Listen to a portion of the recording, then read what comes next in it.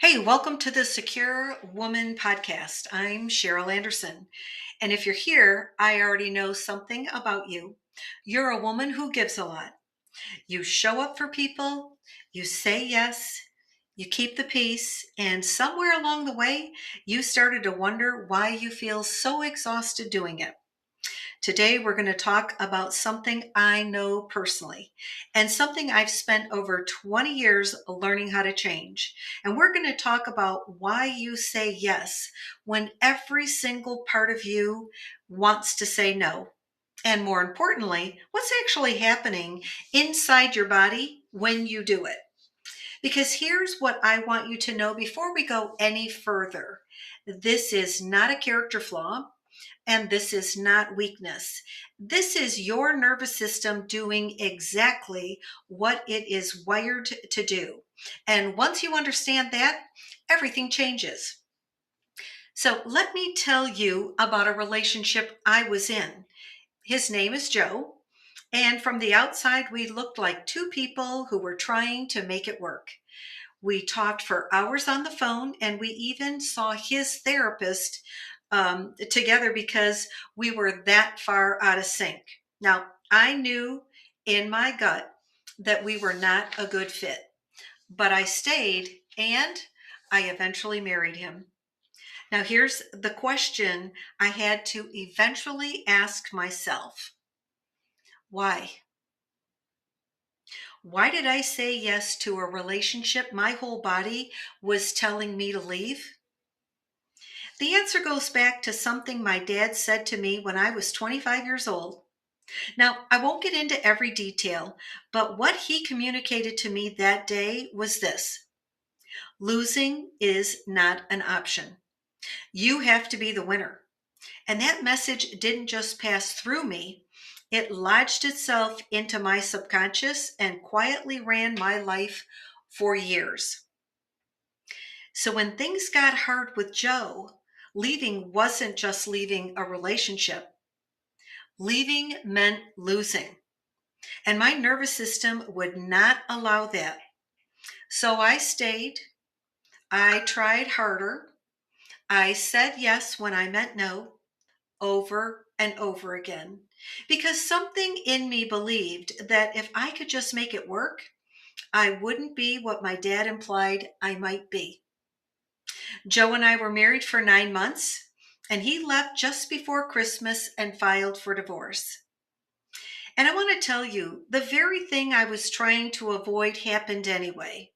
But by then, I had done so much damage to myself, to my peace, to my self trust, to my sense of who I even was, trying to prevent it. That is the cost of saying yes when you mean no, not just in relationships, in every area of your life. Now, here's where I want to get into something that most conversations about people pleasing completely skip over. And it's the reason you can't just decide to stop.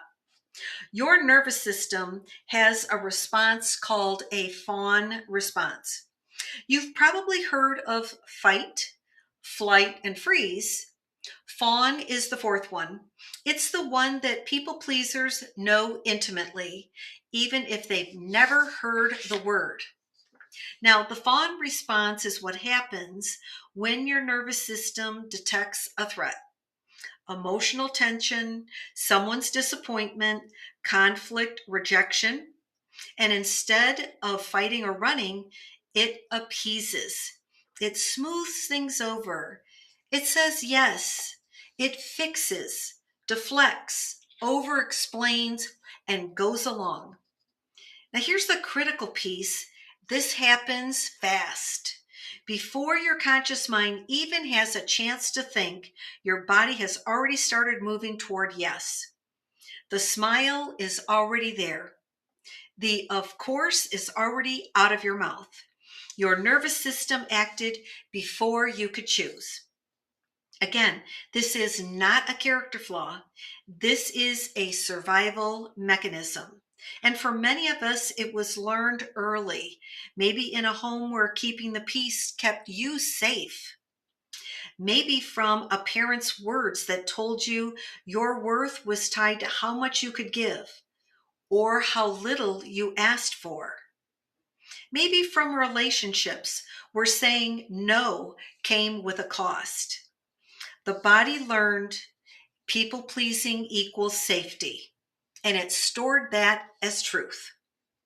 So when someone asks you for something and you feel that familiar pull, that tightening in your chest, that rush to agree before you've even thought it through, that is your nervous system running its old programming. It is not the real you. It is a pattern that was installed a long time ago. And patterns can be changed. I'm living proof of that. But it starts with understanding what's actually happening. So you can begin to create a pause between the trigger and the response. So, what do you actually do about it?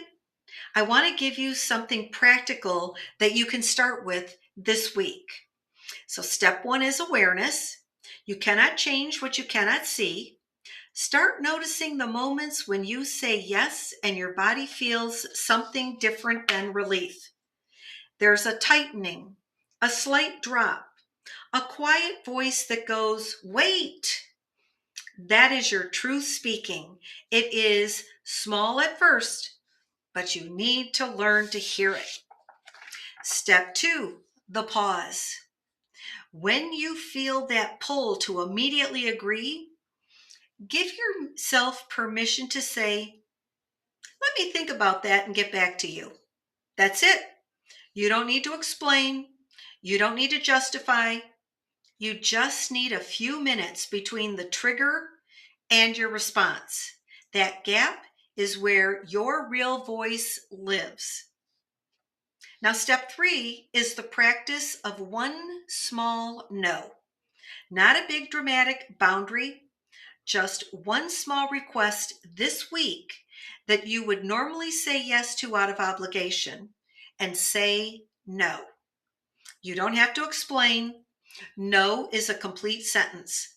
And every time you do it and the world doesn't fall apart, your nervous system gets a new piece of data. It is safe to choose myself. Now, that safety doesn't build overnight. It builds one choice at a time, one honest moment at a time. And over time, your nervous system rewires. The fawn response loses its grip, and you start to become the woman who trusts herself. Now, I want to leave you with this.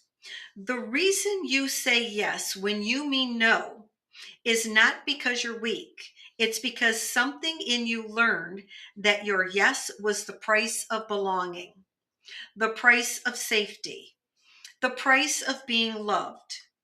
And that belief got stored deep in your body, not just your mind.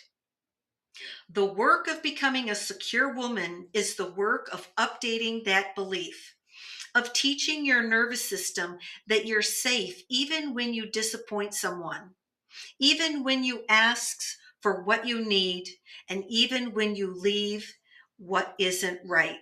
It took me over 20 years to really understand this in my own life. And I built the Secure Woman Project because I don't want you to take that long. So if you're ready to start doing the real work in a practical and supported way, I'd love to invite you into our free 7-day Secure Woman Challenge. And it's inside our school community, and it walks you through exactly this kind of inner work one day at a time.